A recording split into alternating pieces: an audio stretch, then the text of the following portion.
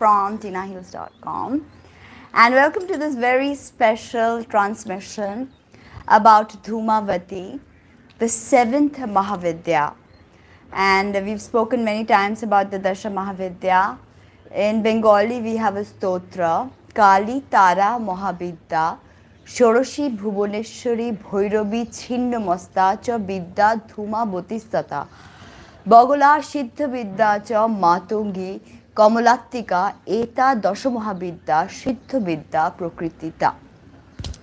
Again, before I begin, I'm going to stress on the same fact that the Dasha Mahavidyas are not 10 separate goddesses. Understand the fundamental difference, understand the premise before we begin the discussion. Okay, so the thing is that the Dasha Mahavidyas are 10 points of the same mother matrix. If we don't understand this, then we'll be caught in duality.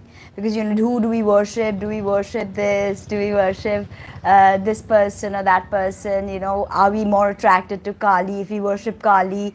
Can we worship Chinnamasta? Can we worship Dhumavati? All these kinds of conflicts, all these kinds of conflicts, they pop up in our mind. So the mind is a monkey brain. We've got to silence it. So let's get the concepts correct. The Dasha Mahavidyas are not 10 different goddesses. The goddess in her infinite glory is impenetrable to the human intellect. Impenetrable. Okay? We cannot penetrate the mystery that is the mother matrix. So with our human intellect, with our human understanding, we can try to understand her, comprehend her glory, her magnitude, by discovering her through these 10 points. Okay, 10 points. The infinite points. The goddess in her infinite glory has infinite archetypes present in her. Everything that ever existed and that ever will exist exists in her. But we cannot know that. For, we see the world is a 3D. We don't even see beyond that. We hear nothing of what's really going on because we hear less than 1% of the electromagnetic spectrum, acoustic spectrum. We see less than 1% of the electromagnetic spectrum. So here we are, dwarfed by the five senses, because evolution has deemed it not necessary for us to go into all those kinds of light frequencies and sound frequencies. So thereby the easiest way to understand this is that the Dasha Mahavidyas is 10 points of knowing that one mother matrix. There is no division, there is no duality. That the duality pervades our mind because we are built with duality. We see everything in contrasts, right? That's why in our universe, there is no one pole. Magnetic poles are south and north pole. Again, duality. Yeah, right? Electrons need protons to create matter. Again, duality.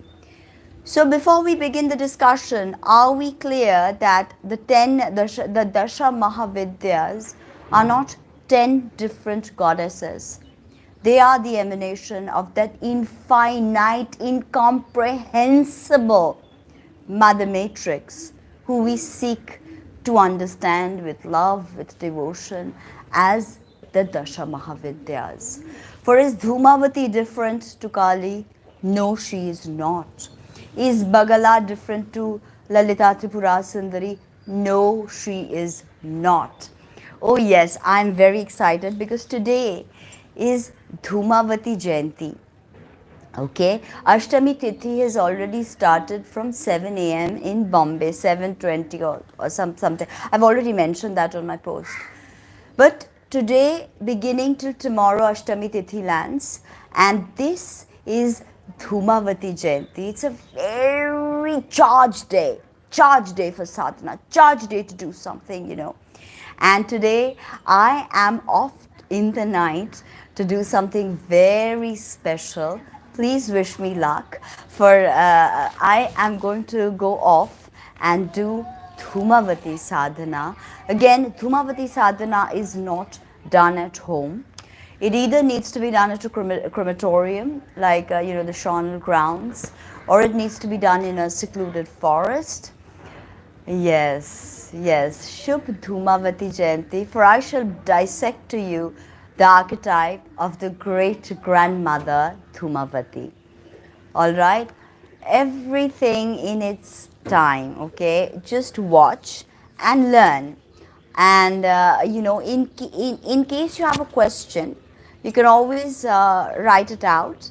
My moderator is This is Darkness. So no lewd comments or anything. Before we begin, I want to say that.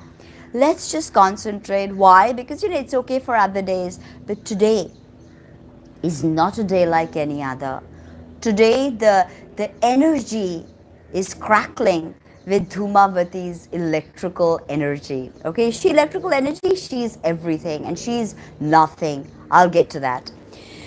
So the Dhumavati is the great grandmother spirit or the grandmother spirit, all right? And it's said that she's associated with all things inauspicious. This couldn't be further from the truth because Dhumavati is actually, she encompasses within her all things that are auspicious and inauspicious, and she propels us to look beyond the obvious duality, the obvious, comprehensible right and wrong, ugly, beautiful, go beyond that. So says Ganapati Muni in Uma Sahasranama, perceived as the void, as the dissolved form of consciousness. When all beings are dissolved in sleep, in the supreme Brahman, okay, the absolute, the impenetrable mystery, Parabrahm, having swallowed the entire creation, the seer poets call her the most glorious and the eldest, Dhumavati. She exists in the forms of sleep, lack of memory, illusion and dullness, in the creatures immersed in the illusions of the world. But amongst the yogis, she becomes a power that destroys all thoughts. Indeed, Samadhi itself. Very profound. She destroys all thoughts, all sensations. Indeed, Samadhi itself. This can appear counterintuitive for what are we doing sadhana? For Samadhi, right? Nirvikalpa Samadhi. But Dhumavati, in her power, dissolves the very act of Samadhi. Isn't that profound? I mean, profound. There are many videos about hair fall. We're talking about something very special. So let's not divert in mundane things like hair fall and all right now, for we are talking about a power, a cosmic power that destroys all illusions, that destroys everything, even the act of Nirvikalpa Samadhi itself. Right? Now, Dhumavati is the eldest amongst the goddesses, and she teaches us the ultimate lessons of birth and death. She reveals the Mariana Trench of the unknown. Mariana Trench is the most deep point on earth, right? The Mariana Trench in the ocean. She reveals to us the very depths of the unknown, the Mariana Trench of the unknown. Dhum, Dhum, Dhumavati, Swaha. Dhum, Dhum, Dhumavati, Swaha. Dhum, Dhum, Dhumavati, Swaha. So the U is actually more accented. How? Dhum, dhum, Dhumavati Swaha. Dhum, dhum, Dhumavati Swaha. This mantra is not to be done in a place of residence or in your office or somewhere. This mantra is to be done in cremation grounds or in abandoned forests. For instance, right by that lake, if you look right by that lake in the depth of night, you can sit there with your asana and you can chant Dhum, dhum, Dhumavati Swaha. Gently. Jap is done either in Vaikhari or Madhyama or Pasyanti. So ultimately the true jap happens in Pasyanti. Okay, when it is happening in silence in your mind. So take a deep breath, relax all the tensions in your body, in your mind, and surrender. Yes, it can be, but not directly inside the temple.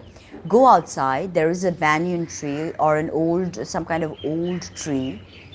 Sit right there, take your Rudraksha and say, Dhum, dhum, Dhumavati Swaha. It's perfect time to do it today, tonight, right? Check for Dhumavati Jayanti timings in your local area. Check your Panchang, okay? So we've all got the mantra, which is Dhum Dhum Dhumavati Swaha. Alright? And we pay obeisance to all our grandmothers, all the great, great grandmothers, the great grandmothers that have brought us into existence, that have carried forth the eggs that have shaped us into this, this state of matter that we exist in through their menstrual cycles.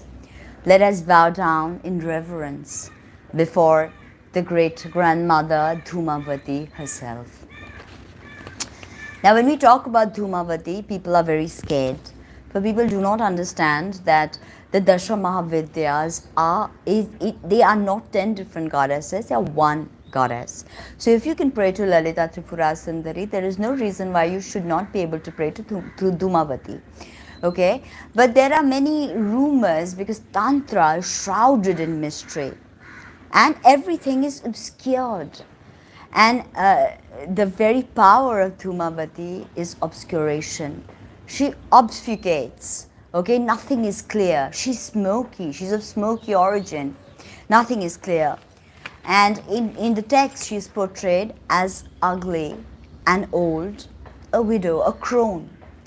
The female has 3 cycles. Okay, main primary cycles, the male, female. The maiden, the mother, and the crone. The maiden when there is no menstrual cycle. All right. When we do Kumari Puja, then the menstrual cycle starts and we become the mother.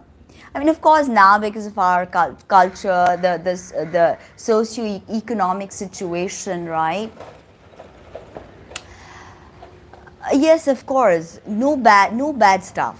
As I said, Tantra is not about doing bad stuff, harming anyone, uchchatan. Nah, it's a waste of time. Souls will get caught in all this nonsense. Why do you need that? You don't need that. You don't need to control anybody. You don't need to do maran uchchatan on anybody. Because, this is infinite. These cycles of death and regeneration and death and regeneration. And who holds the key to the mysteries of this? Dhumavati. And Dhumavati is no different from Kali, no different from Tara, no different from Sodashi. So when we visualize Sodashi, we visualize her as Bala, who's a little child of 9. Then she becomes Sodashi, the maiden, resplendent in her youth. beautiful as Sodashi. Then she becomes the mother, Bhairavi. She becomes Tara. She becomes Kali. And ultimately, she becomes the crone. And it is an inevitability for all of us. There's nothing to be afraid of. And in that crone state, her skin starts sagging, because all those lines in her face hold years and years of experience in them. So there is nothing to be afraid of the crone stage, or ultimately all our menstrual cycles will one day culminate. They will finish. And the time when we could give birth wraps itself up and we become the crone, right?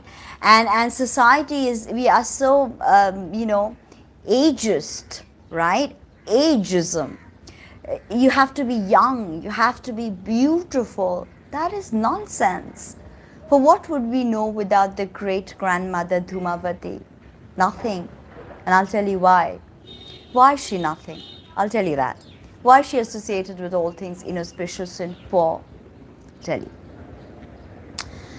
Now, when you talk about all things inauspicious, right?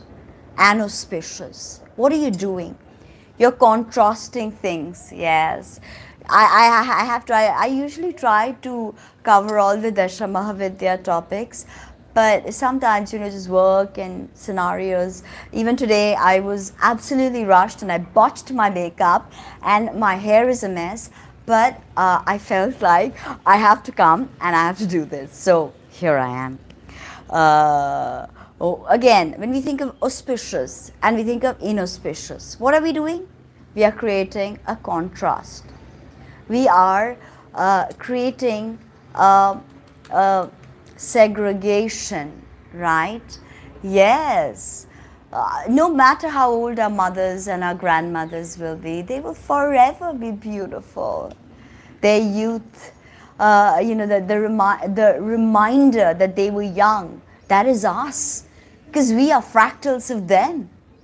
Again, we will be old one day, and we shall look upon our grandchildren as a fractal of our youth. So this is how it goes. It is a cycle and it is never ending. So why not embrace it? Why not accept it? Right?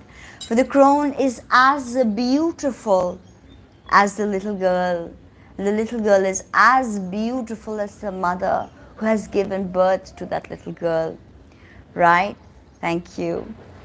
Now, when we come around to discussing Dhumavati, in the text, she carries a winnowing basket and is on a horseless chariot riding a crow, and her favorite place is the charnel grounds. She loves the smashan, for there is a timelessness in the smashan. And Dhumavati is the very epitome of timelessness. Yes, please light a diya. Go out like in your balcony, or just take a walk down if you have some kind of old tree and hold that old tree and just say, Dhumavati Mata, I love you. You can always say, I'm sorry, please forgive me, thank you, I love you. That Hawaiian prayer always works with everything. You can just say, sorry, please forgive me, thank you, I love you.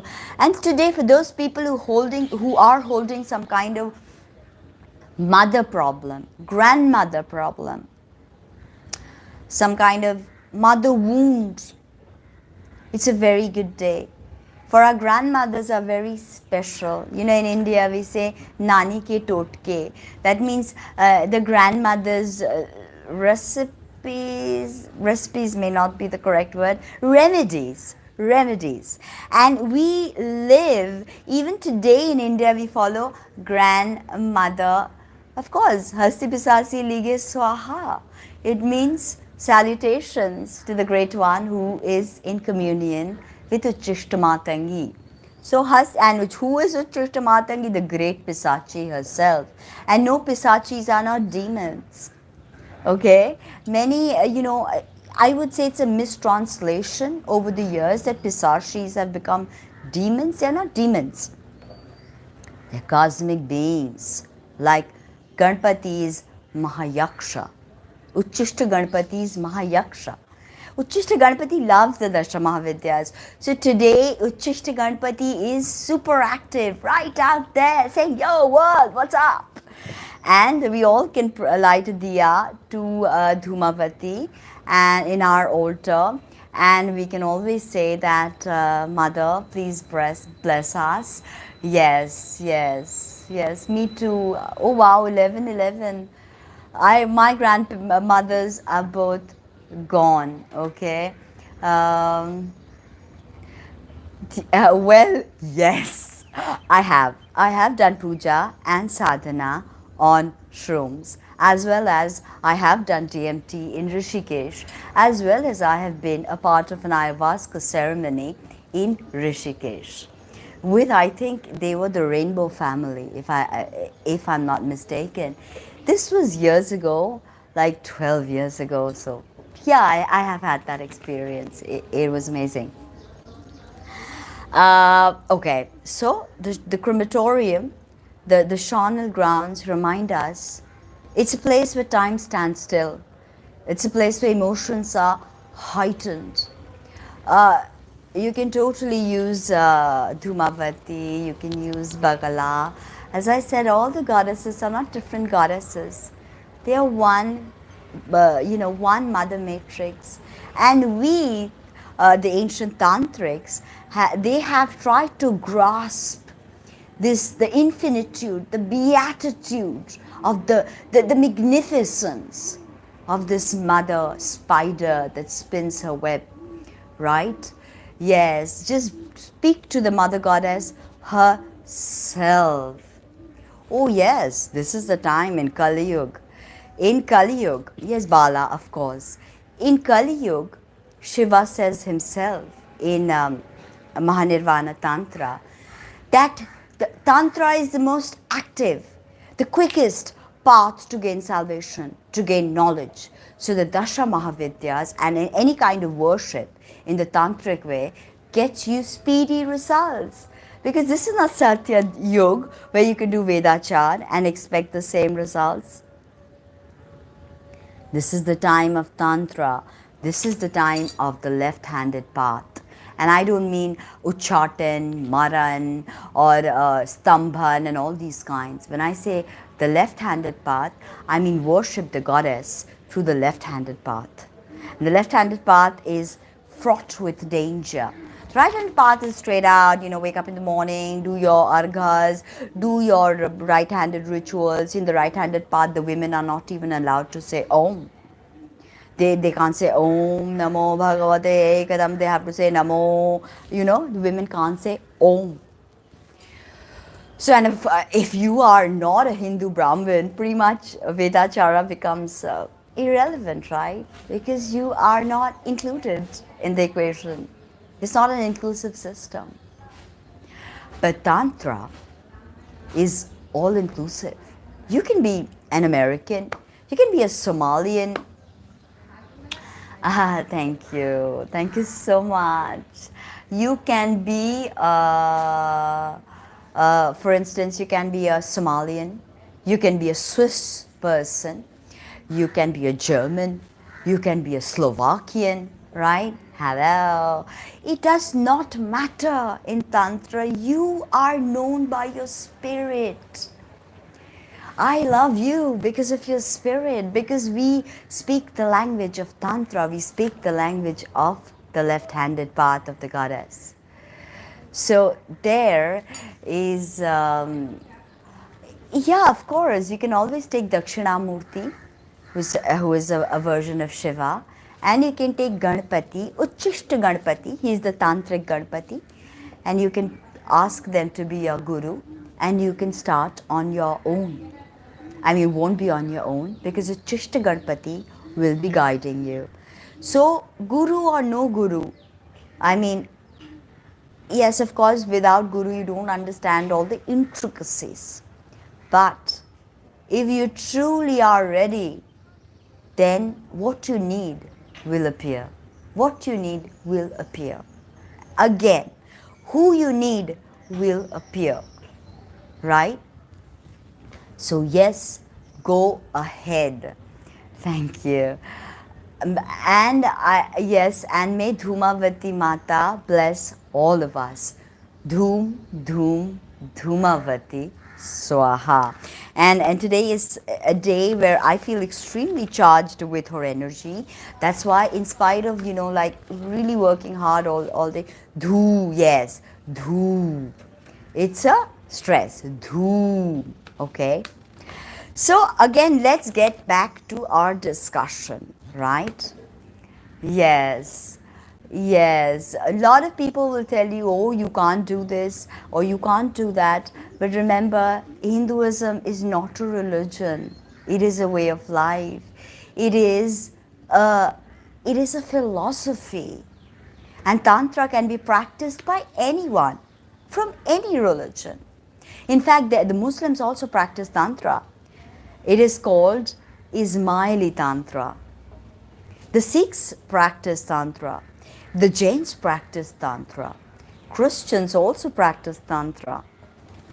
Right? Many of the rituals, especially the Eucharist, and many of the Christian Gnostics especially knew the true religion of Tantra.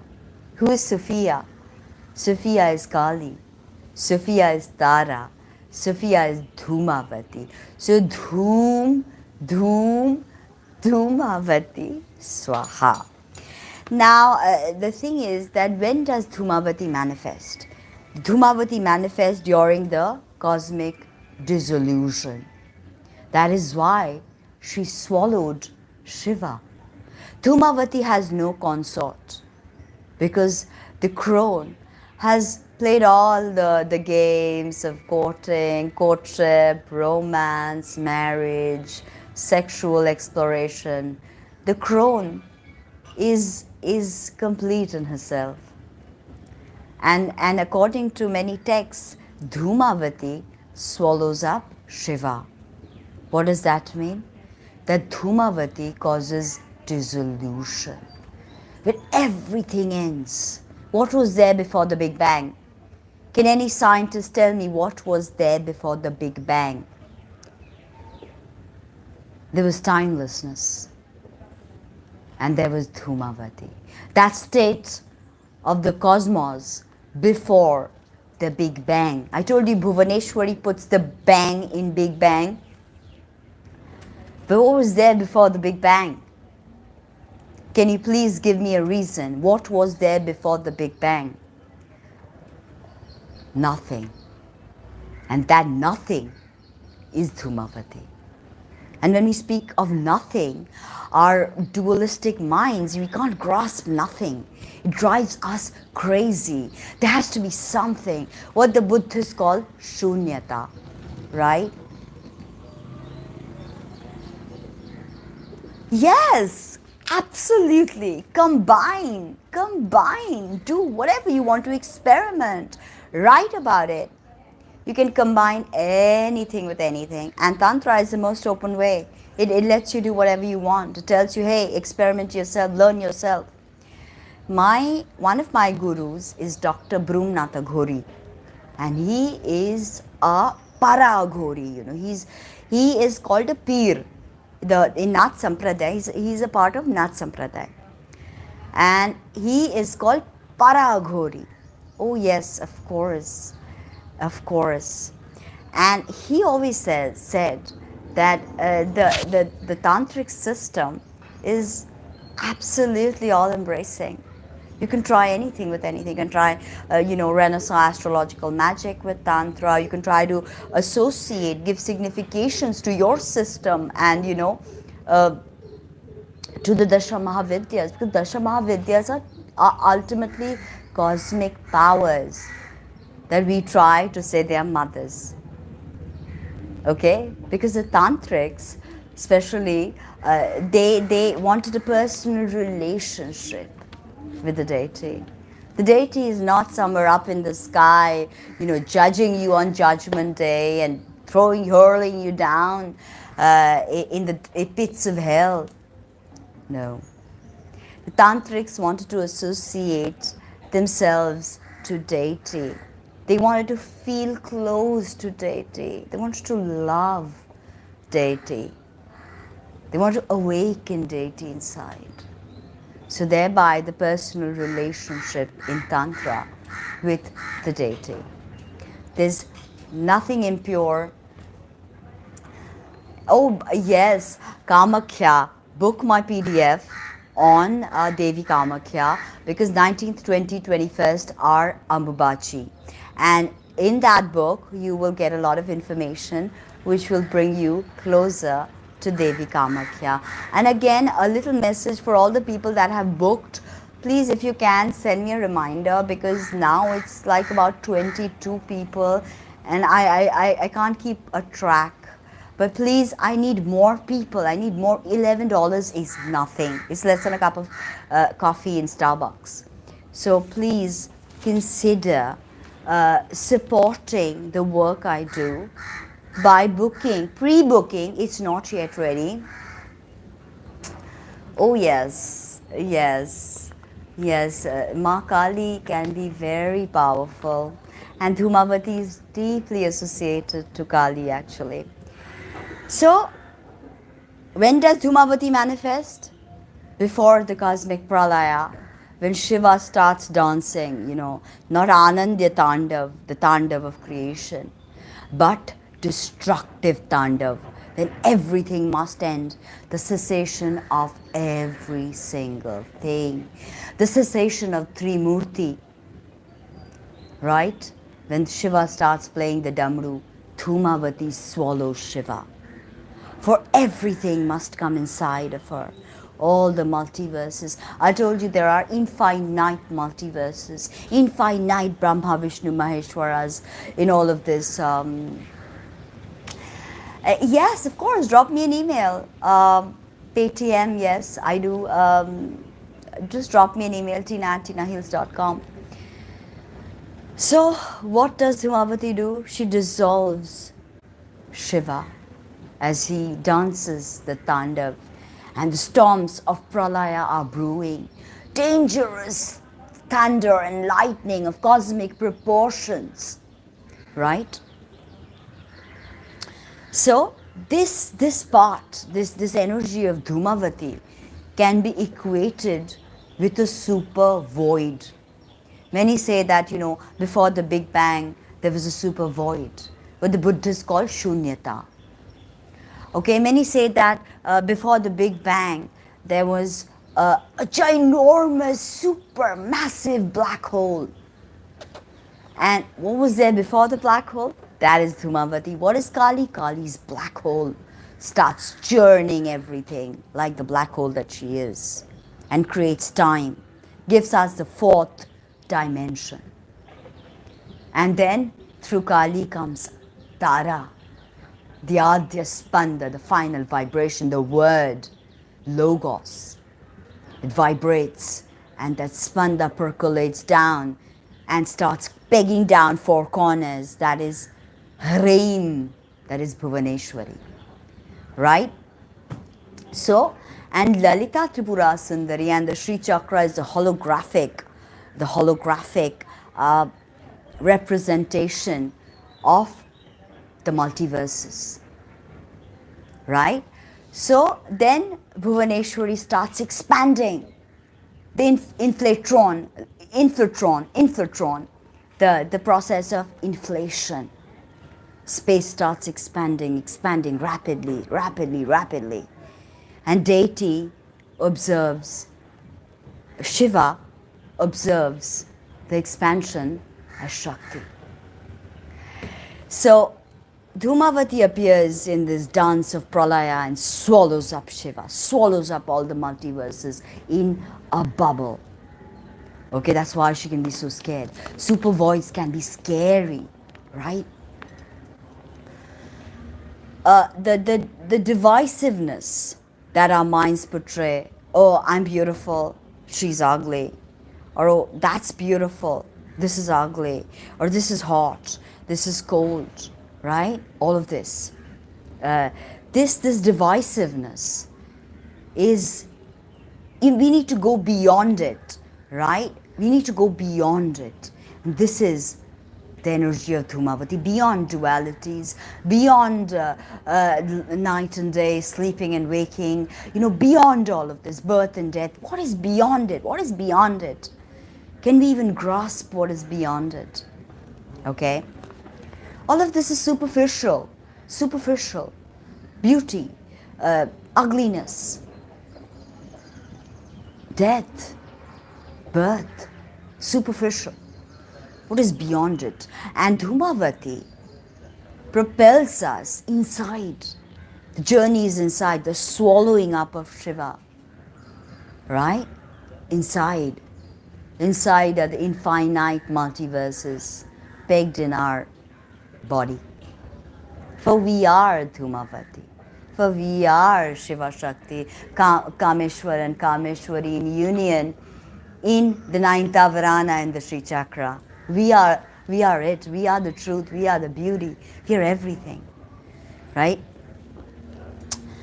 Now, on a mundane level, worship of Dhumavati gives Dhumavati Swaha, gives us supernatural powers, siddhis, rescues us from all troubles, right? Grants all, like worldly desires, riches, fame, celebritydom, all of that, kingdoms, right? Yes. Patriarchy doesn't want us to realize that we are truth, we are beauty, we are the goddesses, we are Shiva Shakti. Then how will they control us? You need to go to, you need to pay X, Y, Z, and then you'll get salvation. That's what many churches do, actually, right? In America and other places, that you can like write off your sin. That's what the popes were doing. Like you paid them money and supposedly they could absolve you from your sins. The Tantric says, nah, there's no shortcut like that. You gotta walk your way. The Tantric said that the left-handed path says there are no shortcuts. Though people think that the left-handed path is actually a shortcut. And nothing could be further from the truth, like it is not. It's treacherous. It's like trekking through the Himalayas. And you don't have all this modern gear. And yet you must traverse, right? No, I am not. But I am Bengali, if that counts for something. I am Bengali. And but I'm not. I'm in a ginormous city called Mumbai. So, yeah. So she grants all success, money, fame, all of that. But ultimately, she grants moksha. She destroys the concept of samadhi. For what do we know? What do yogis, what does everybody want? The more spiritual people.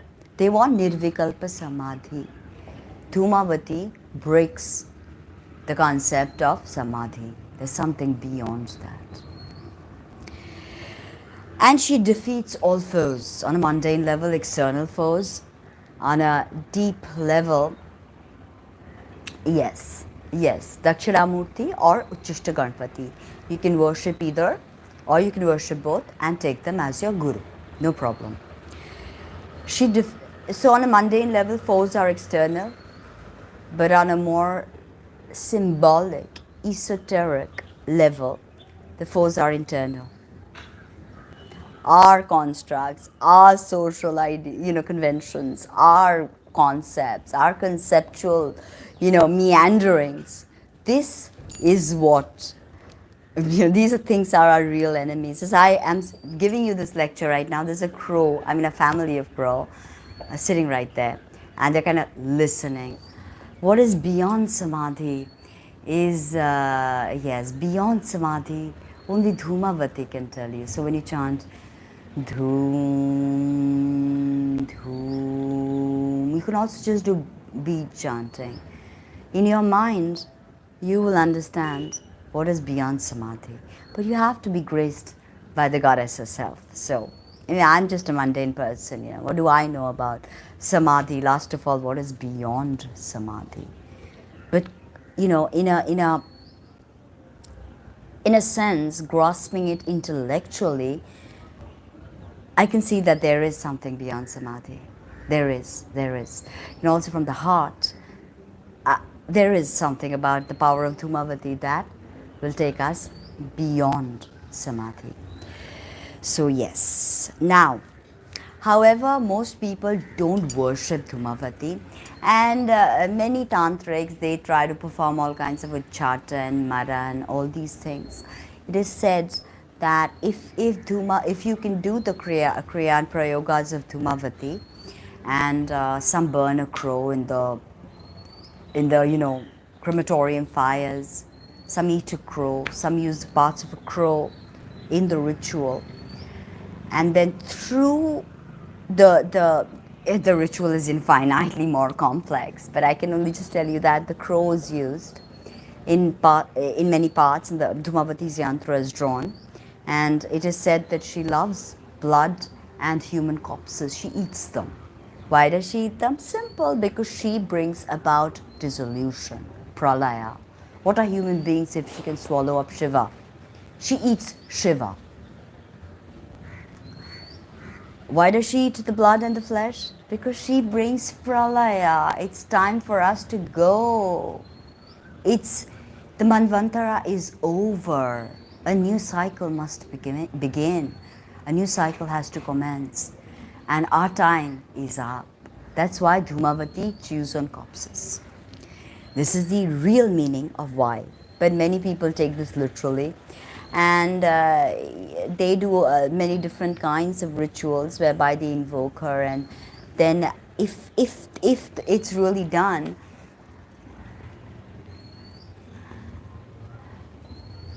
again, I am not your conventional spiritual person. I am just me, and I love dressing up, I love fashion, I love high fashion, I love good makeup, and I love to go to the crematorium to do my mantras. So I guess we are a new breed of tantrics out there, and it's a new world out there.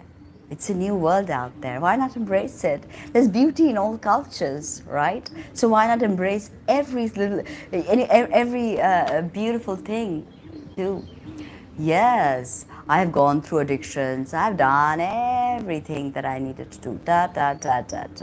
Now I am single-pointedly focused on my work there. I know, right?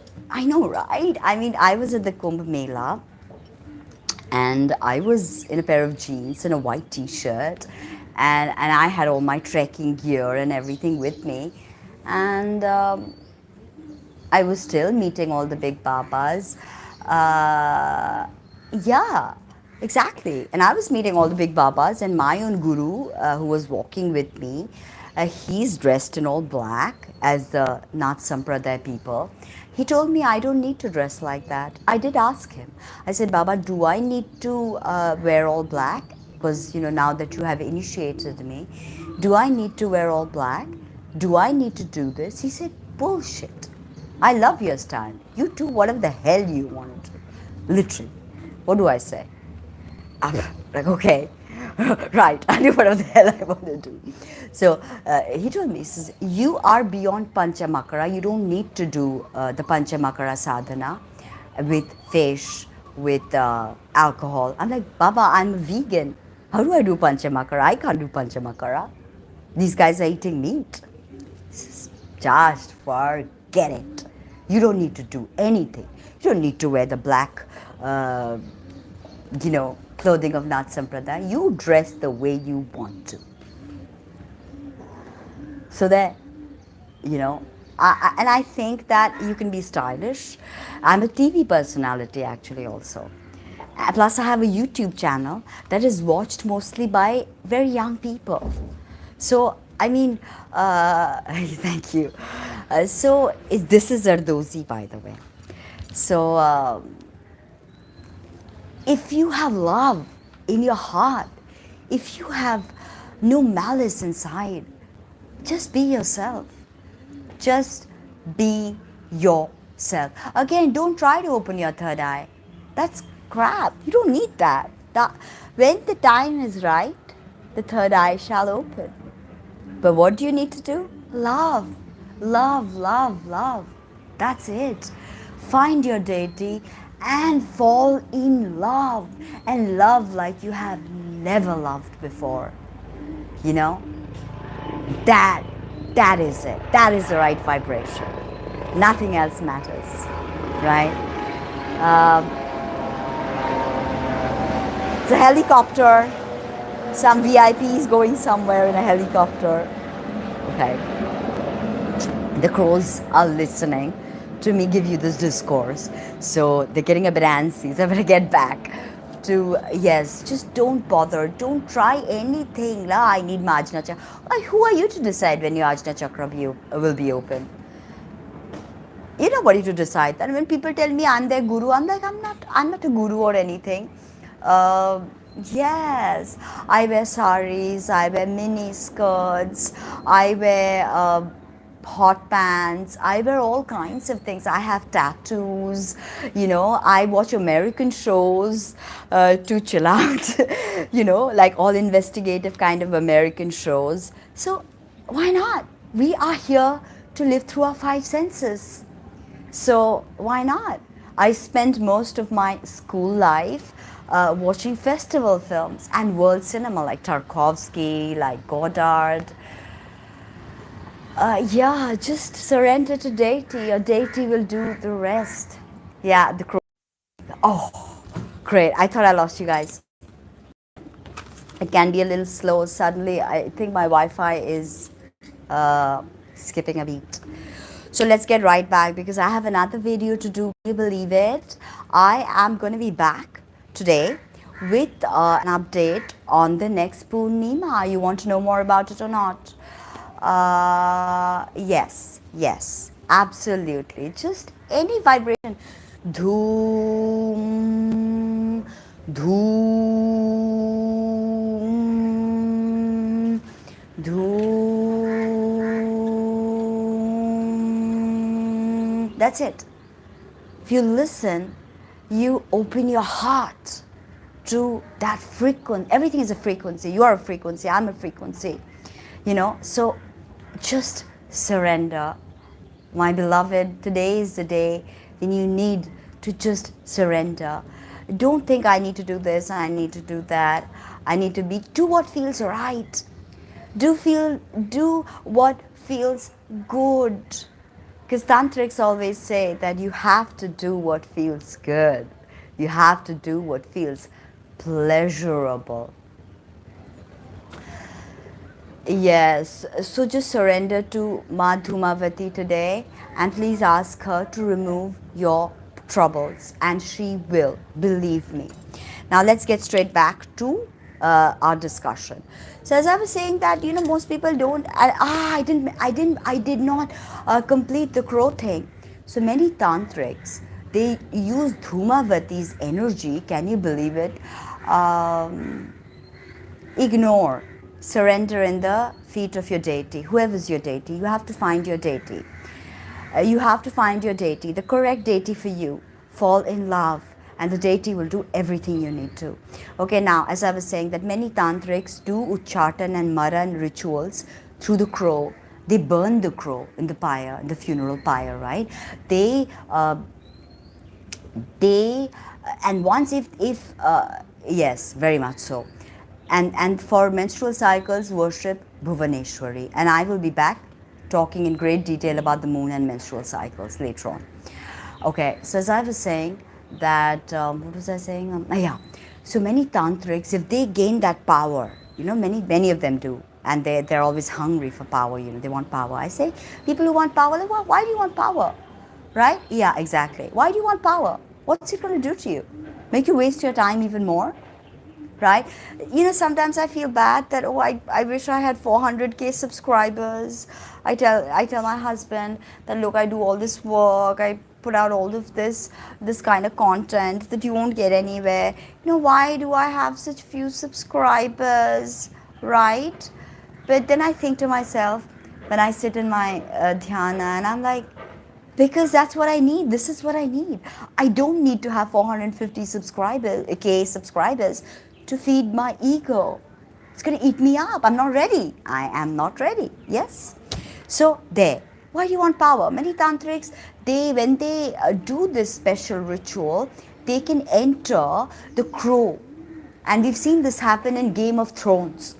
When that little kid, what was his name? Brandon Stark. Brandon Stark, he was actually a realized master. We get to know that, right? When Brandon Stark, he has this initiation, he falls down, he becomes, a cripple. Then he becomes a third-eyed raven. What is a third-eyed raven but not channeling the power of Dhumavati? For in ancient texts it is said that when a Dhumavati sadhak wants to come and see you, they will come through crows. They will enter the mind of the crow and they will go into your vicinity as the crow. So many tantrics, they like really powerful tantrics who are Dhumavati sadhaks, you don't see them. They don't see the light of day. They are only, they're in Himalayas or deep in the forests or in crematoriums, right? They go in, yes, they go in to the mind of the crow and they penetrate the enemy's fort or house or whatever through the crow. They can keep an eye on you, like eyes and ears in you. That's what many Dhumavati sadhaks, proficient ones, they can do that.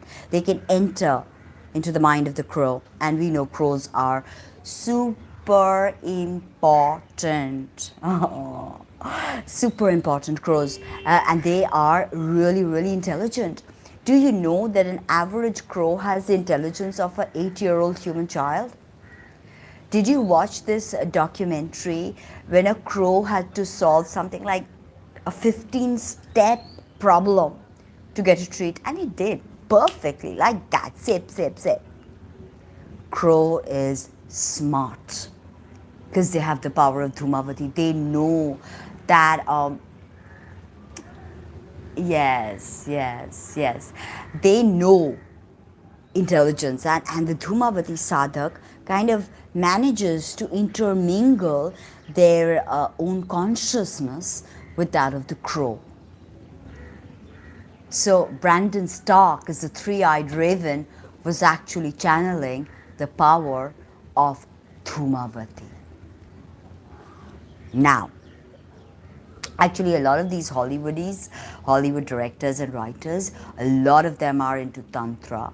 A lot of them are into Upanishads. A lot of them read that stuff. For when Oppenheimer, right, when the first atom bomb burst, and Oppenheimer's famous quote that I became death, right? I mean, it's fantastic, right? It's fantastic, that quote. I can't remember it. Something like, and I saw death myself, or I saw death. I mean, in a sense, and it's a direct quote from Bhagavad Gita.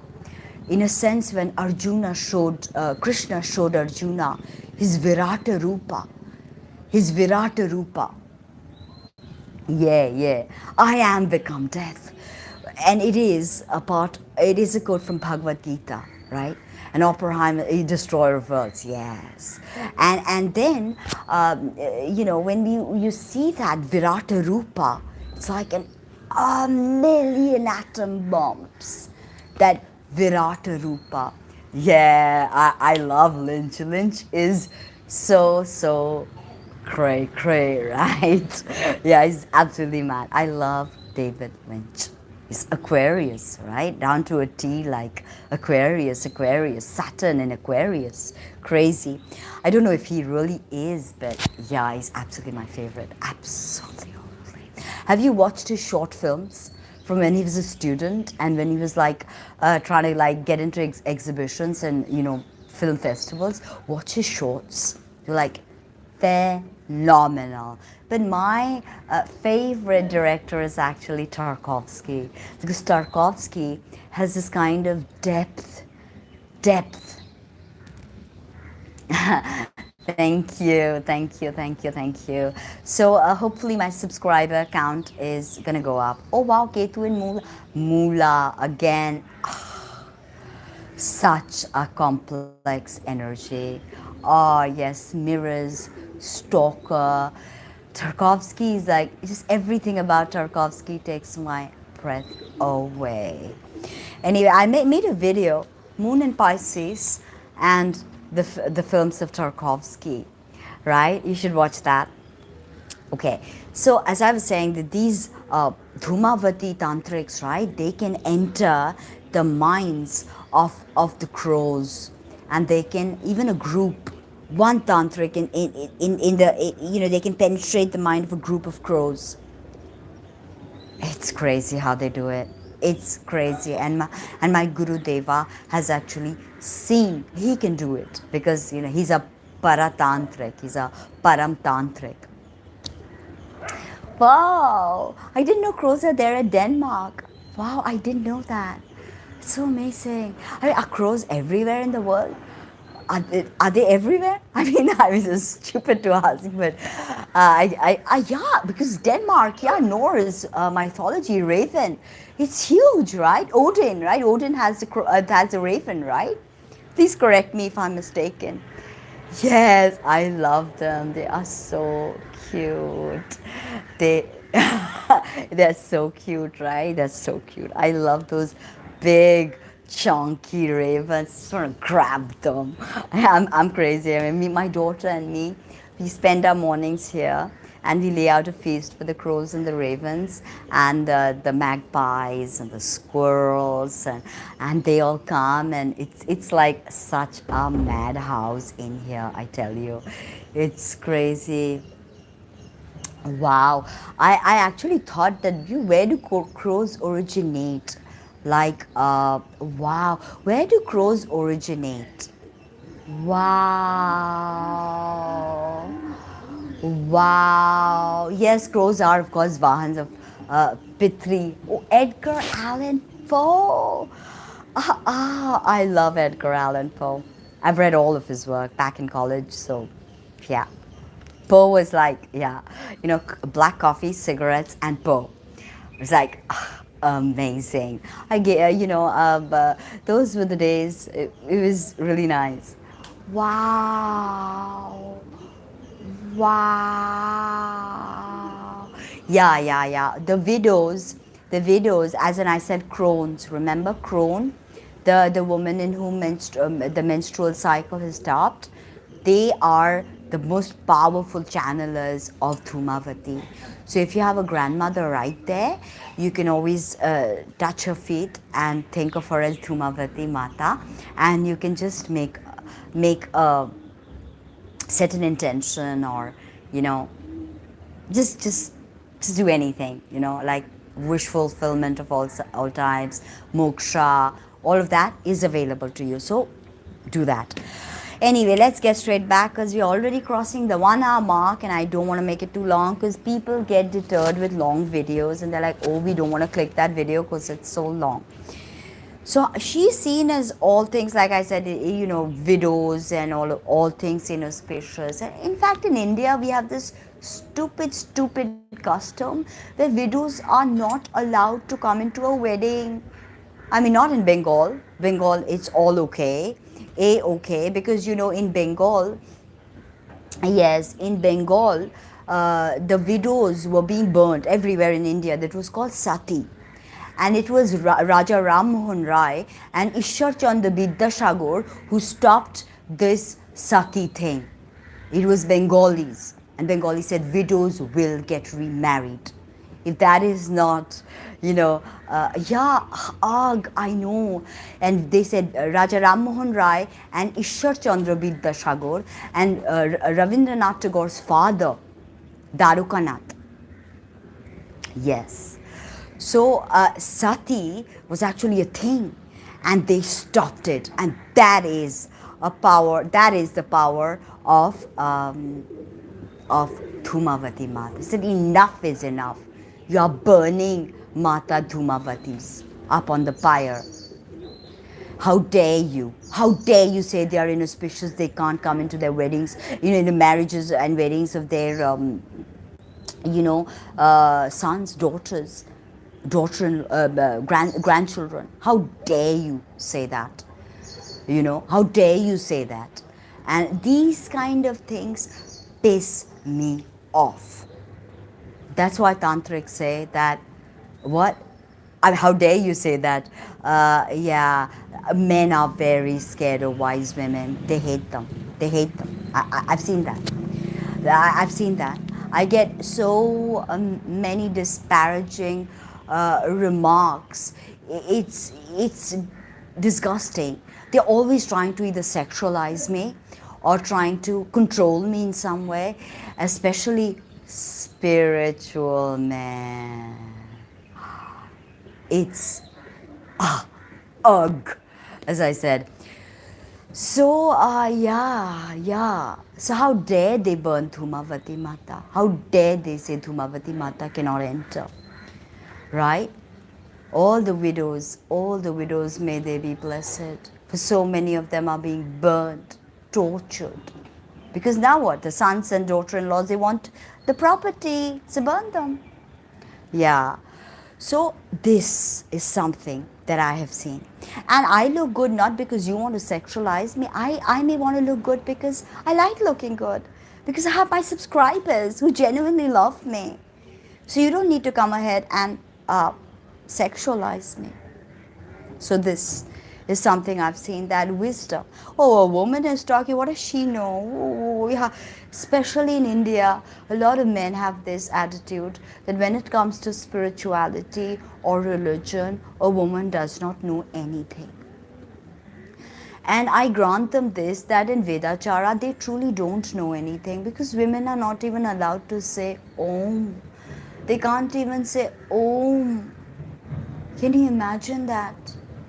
But the tantrics say, you're a woman, you are celebrated, for you are Shakti. You're a widow, you are celebrated, for you are Mata Dhumavati. So see how Tantra is all encompassing. And not only that, Shiva told Shakti, told Sati, that worry not, Parvati. If a woman guru initiates the mortals in Tantra, there will be no doshas, even if the woman guru is illiterate and knows nothing about Tantra and Mantra. Yes. See, today Dhumavati Mata's day, no weird comments on my life. See, this is the power of the crone. And I'm excited to be a crone one day. I'm excited for when my menstrual cycle will stop and I can finally let my hair grow gray and embrace the lines in my face when they come. Right? There. Embrace it. Embrace life. Cry. Laugh. Hug one another. For you never know when all of this is over and Dhumavati Mata swallows you into nothingness. For when the world can be obliterated just like that. We are here with a very special mission to observe consciousness, to observe each other. We are here to, yes. Please read my book on Kamakhya Mata. It's a deeply personal book. And those of you that are interested to know about my spiritual journey, a lot of it is available in that book. So please take time and please drop me an email. For $11, it's nothing, okay? Yes, that'll be so amazing someday. So that is the difference between Vedachar and between the left-handed path of Tantra. Tantra says, come mother, to any woman, come. You are white, you are black, you are Hispanic, you are Chinese, you are Japanese. Just drop me an email. No, it is a PDF. So it's digital. I'm still working on it. It'll take me about 2-3 more days and I will finish it off. And today I can't because again I have another live and I've got stuff. So today no, but please drop me an email if you want to purchase it, please. Okay, now let us get back to our discussion. Dhumavati Mata is in Varanasi, which is Banaras. Okay, Banaras is now known as Varanasi. And in in ancient times, it was known as Kashi. Okay, yes, it is quite interesting. I promise you that. It was known as Kashi. So Kashi, I've actually got an article on this, on Kashi, Varanasi. It's very interesting. Peruse my blog. There's just so much out there. So in Varanasi, Mata Dhumavati is the protectress. She is very auspicious, and many texts, actually many scholars and many tantrics, they have tried to find out where did Mata Dhumavati appear in the Dasha Mahavidyas. So many have equated her with Niritri, the Vedic Niritri, and Jyeshtha, the eldest. Interestingly, the next update of mine is on Jyeshtha full moon.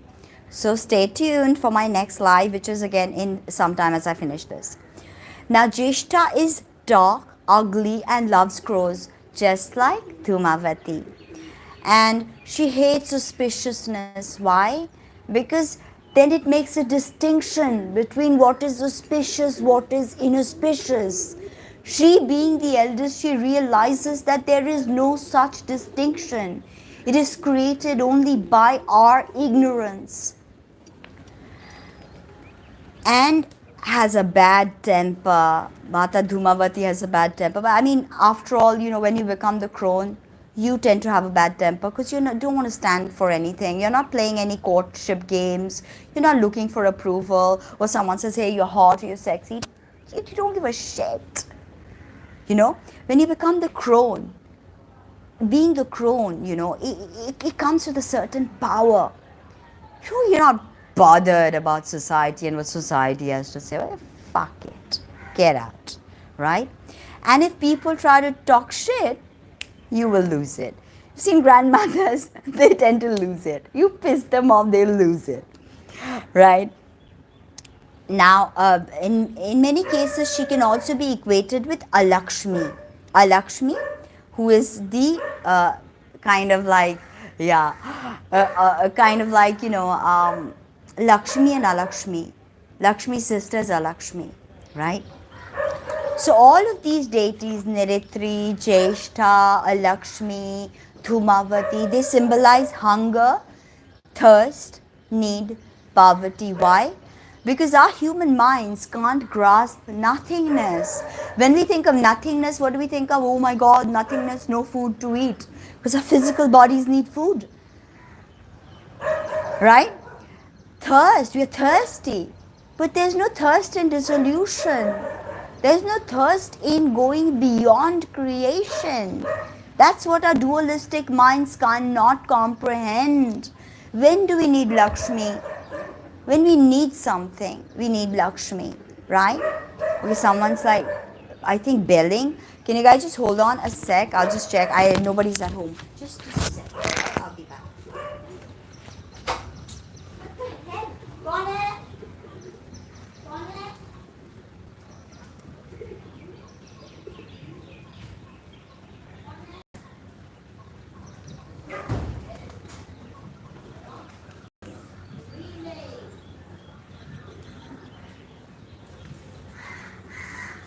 Gods, no one's coming. No one is coming in.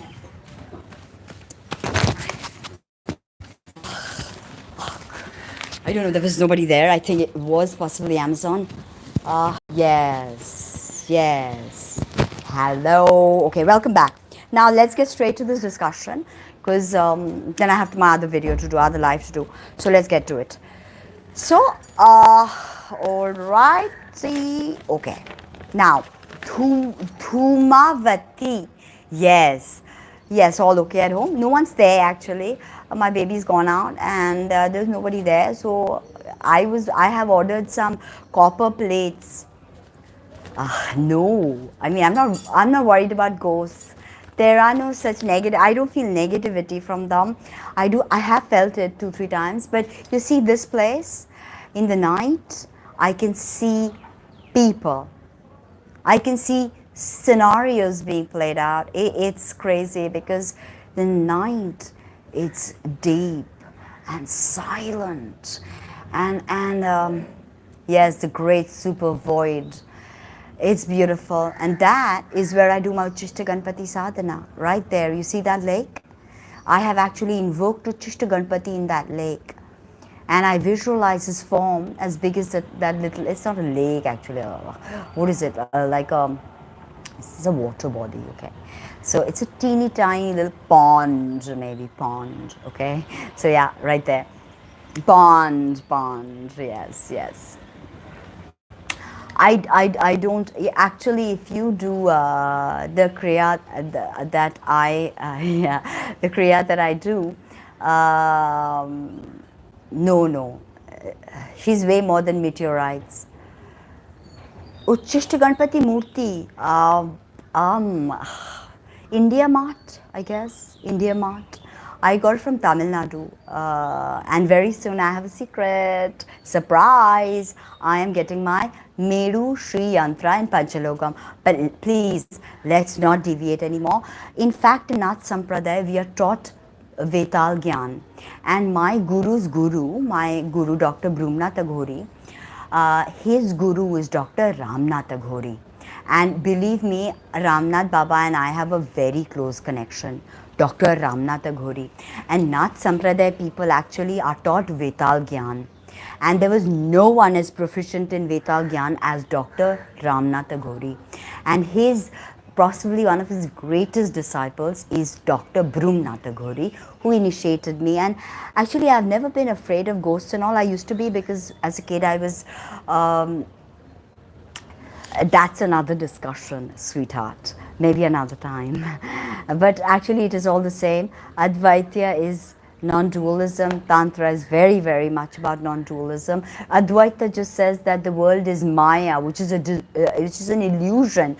But we say that Maya is to be as celebrated as Shiva. For us, the merging of Maya and Shiva is the ultimate truth.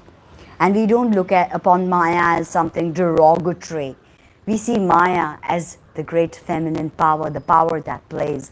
Lalita, she who plays. Shiva doesn't play. Shiva is Shava. He's inert. He's Preta. He's Mahapreta.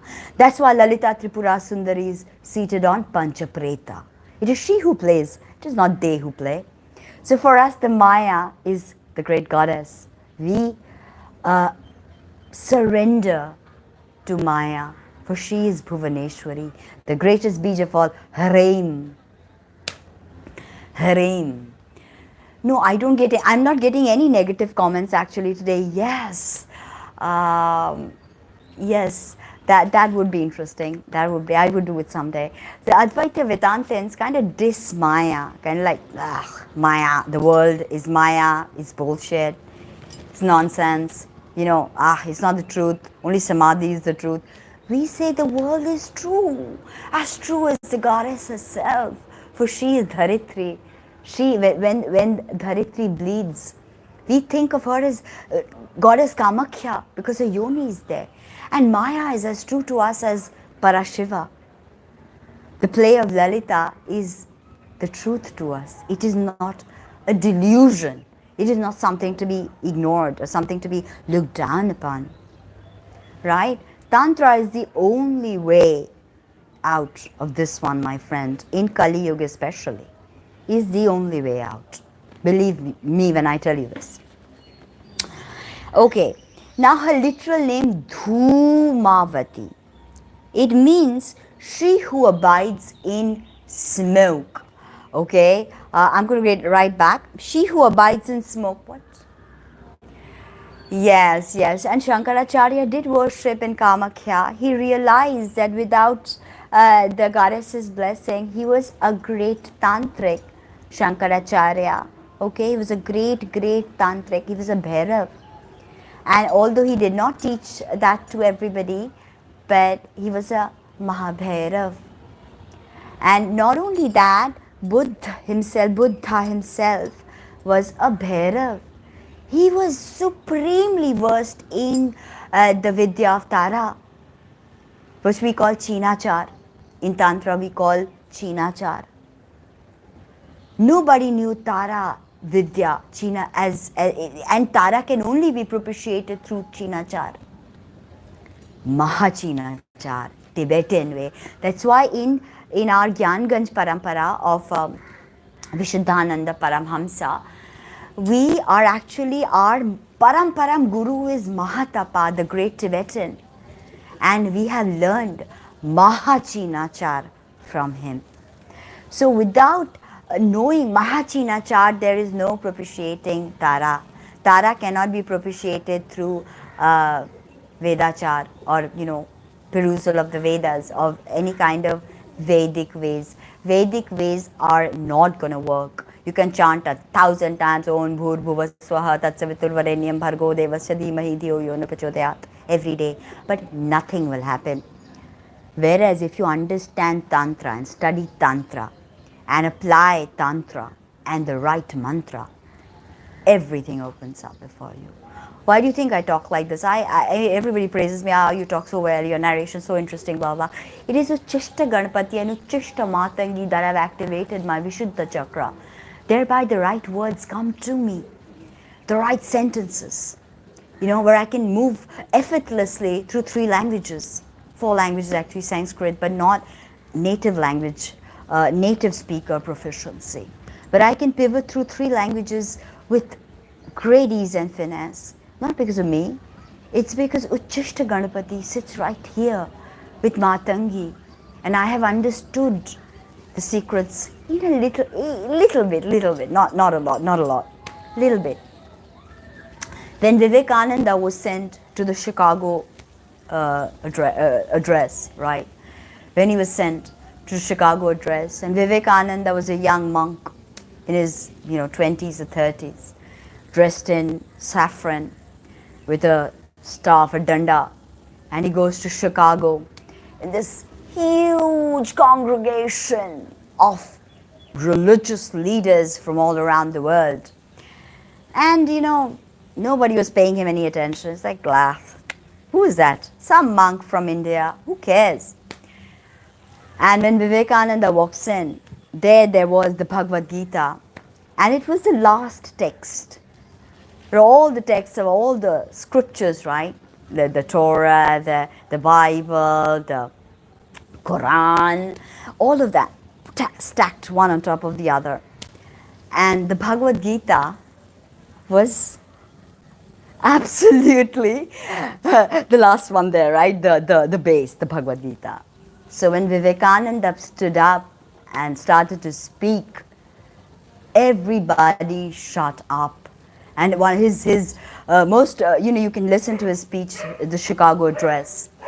And he actually said that, I'm happy to see that the Bhagavad Gita is the foundation, for it is Sanatan Dharma, is the very foundation of everything. And everybody got, when Vivekananda stopped speaking, everybody stood up. And there was just standing ovation for this Bengali monk who had traveled all the way from India, Calcutta, all the way had gone to Chicago, to America. He had no money, and nobody was paying for his ticket either. Nobody was paying for his ticket. Last minute, he somehow got the money to go to America. Why? Because we needed to put a monk there to show the world that, look, this is a monk from India. Nobody thought he was going to make it that big. But the Chicago address changed the way the world saw Sanatan Dharma, right? And that's when, Vivekananda, from J.R.D. Tata to Nikola Tesla. Nikola Tesla sat with Vivekananda for days. He was initiated in Tantra, Nikola Tesla. So was Rockefeller, and I mean the real Rockefeller. So the Sanatan Dharma is not a religion. It is Sanatani, it is age-old. It is here forever. And when Vivekananda was speaking, it was Uchishta Ganpati in this Vishuddha Chakra. That is why he found the right words. This is a very sensitive environment. All the religion is a sensitive topic. And all the religious leaders there, just a young monk from India.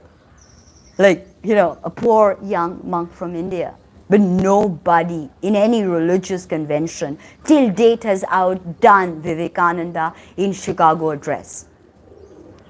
And whole America started celebrating him. People who were not interested in Hinduism started to look at it, started to understand the grace of Kali. And who made that happen actually? It was Kali. Who is his Ishtadevi? Kali. For who was his guru? Ramakrishna Paramhamsa. Right? So that was the power of Vishuddha Chakra. That is the power of Uchishta Ganpati. And I have it in a little bit, in a minuscule way. I have understood that the power of Uchishta Ganpati through my Vishuddha Chakra, whereby the right words, the right things to say come to me. It's not my doing. I'm not some kind of scholar, like I said. I'm not some kind of, really learned person. I'm just an ordinary person doing my ordinary life, going about. I'm a mother. I look after animals. I, look after old people in an NGO. I mean, I don't have a glorious or gorgeous life, right?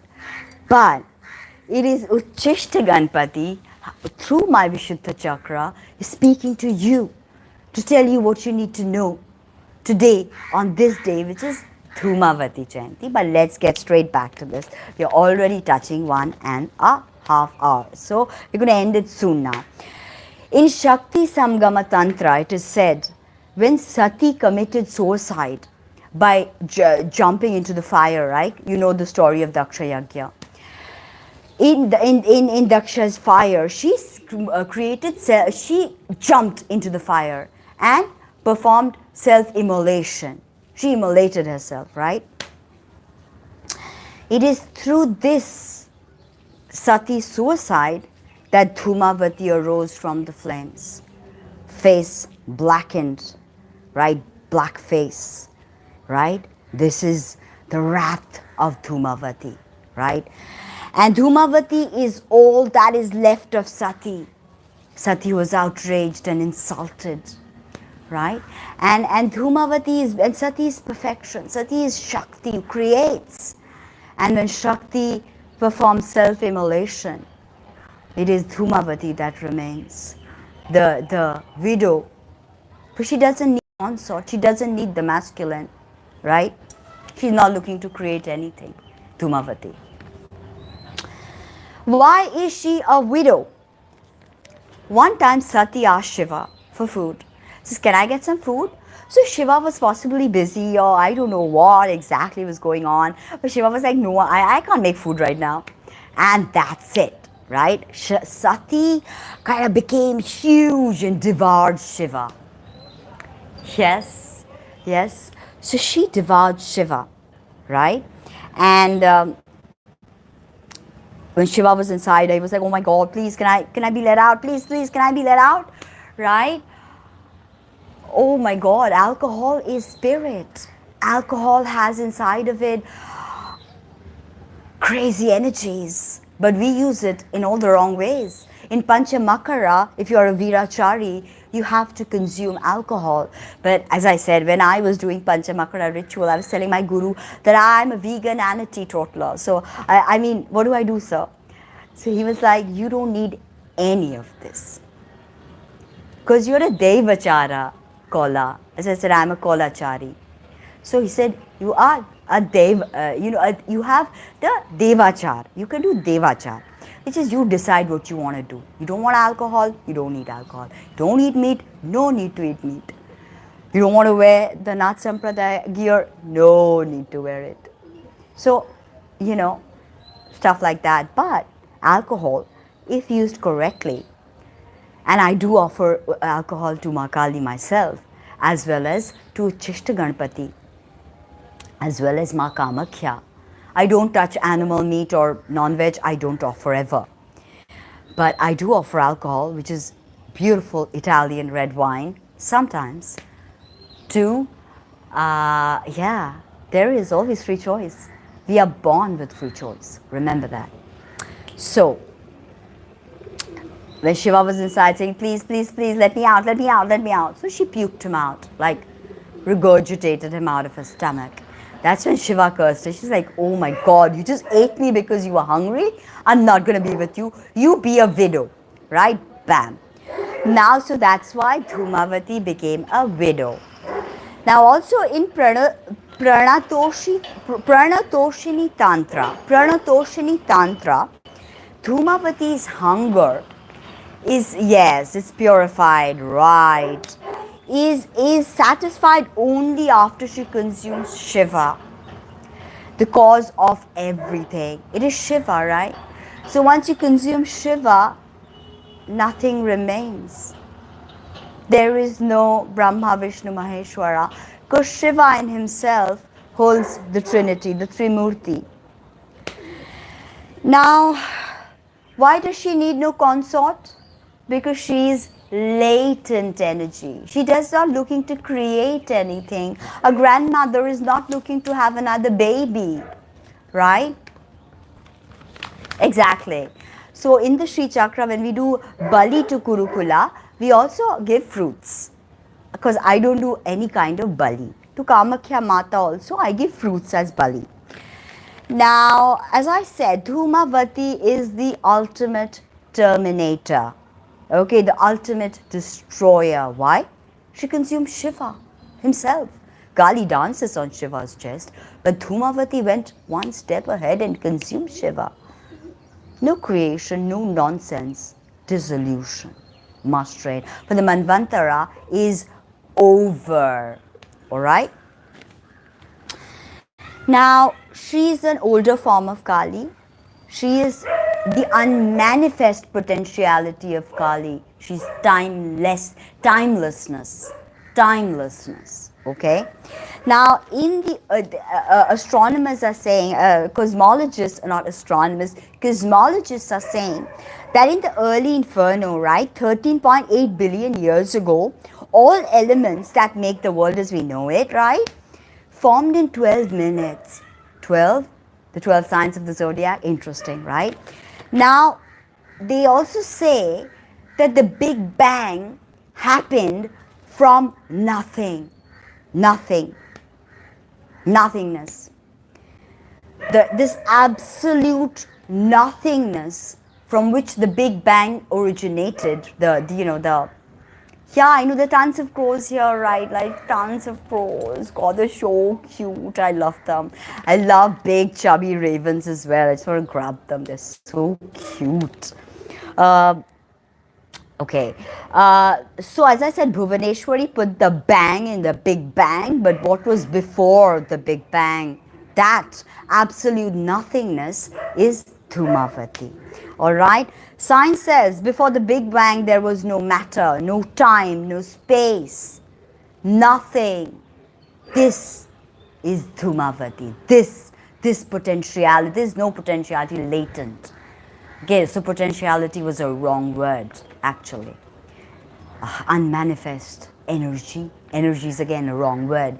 There's so many things that we may want to express, but there is literally no word for it in English. We can't really express these concepts so mellifluously because there's like literally no word for it. Did I say that correctly? Mellifluously, right? Okay. So when we talk about physics, Dhumavati is negative energy space. Okay, in thermodynamics. Okay, so thermodynamically speaking, a state of absolute cohesion of space. Absolute cohesion. Randomness happens only with the Big Bang. Bhuvaneshwari brings that Big Bang, the bang in the Big Bang, and that is when randomness occurs. But before this, we have Kali, time starts moving. Tara, Dadya Spanda, the word, the logos, Bhuvaneshwari, the Big Bang. But before all of this is a time of absolute cohesion of space. This is Dhumavati. There is no randomness in Dhumavati. Now, some say that a supermassive black hole created the Big Bang. Some say the Big Bang emanated from a supermassive void. What created that void is Dhumavati. That is the energy. Okay, I told you Kali is the black hole. Kali's energy is a supermassive black Cool. Now, so why is she associated with all things poor? Because what do we understand as riches? Light. For what are riches? Light. But when Dhumavati exists, there is no light. Right? Thank you. There is no light. Okay. Now, I guess we are pretty much done because it's now 1:30. I had some other stuff to discuss about Dhumavati, but I guess we'll have to wait. Please, guys, put timestamps because people just come to this video, and I honestly don't have the time to get on and start timestamping it.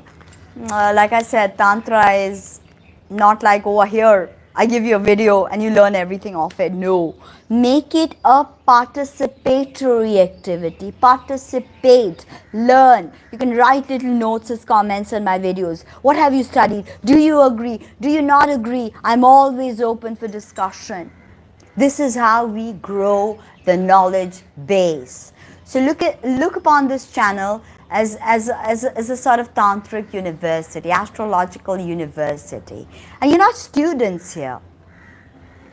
We are all actually students if you want to look at it like that.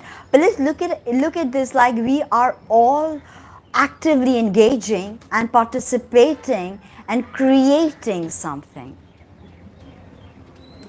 Yes? You don't have to be into Tantra, just whatever is interesting. If you find something interesting, you can put a timestamp and you can say, well, this is what I found interesting, that is what I found interesting, stuff like that, okay? So I am gonna head off, but I will be back again in like 10 minutes to do a total rundown of the Purnima in Jyeshta Nakshatra. And not only that, I will be doing a tarot reading for all the 12 signs. Not only that, I will also be doing a very special tarot reading today. Why? Because I am using the Osho Zen Tarot today. Tell me you know about the Osho Zen Tarot. If you don't, thank you.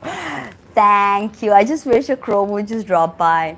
Thank you so much. Yes, yes. Yes. Please consider becoming a member. Yes, yes, yes, yes. I would be doing a very special tarot reading for all those guys who come to my channel for tarot. Please come. Osho Zen Tarot. If you don't know it, it's a really, it's kind of like a flagship tarot deck. It's amazing.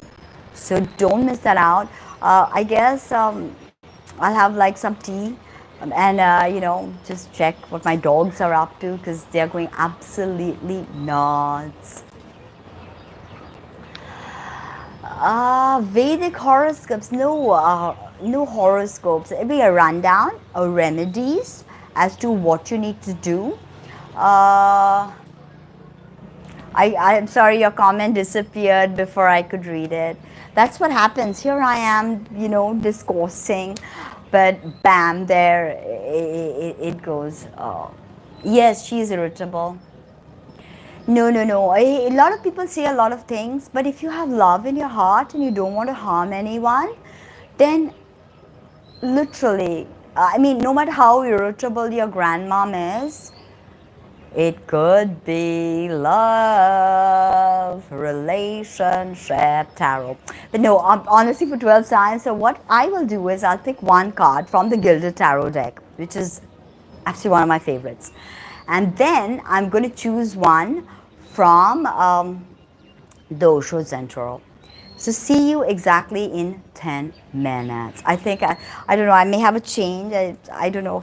I had to wear black because Dhumavati Jayanti, but oh yes, I miss you, Anka. I miss you. It was really nice having your friendship. Thank you so much. And of course, this is darkness. I now officially have the first moderator on my channel, and he is a beautiful human being, and he's going to be moderating all my comments from now. So this is Darkness. Thank you. Thank you. So he is going to be moderating all my comments. So any salacious or, uncalled for comment, he's going to delete. He's going to delete. So don't do it. Let's not go there.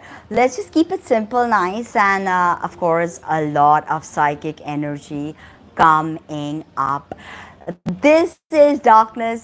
He runs his own YouTube channel, and he is got his he likes runs the YouTube channel for a publishing house on esoteric books, on Western mysticism, and please check that out. Check his channel. This is Darkness.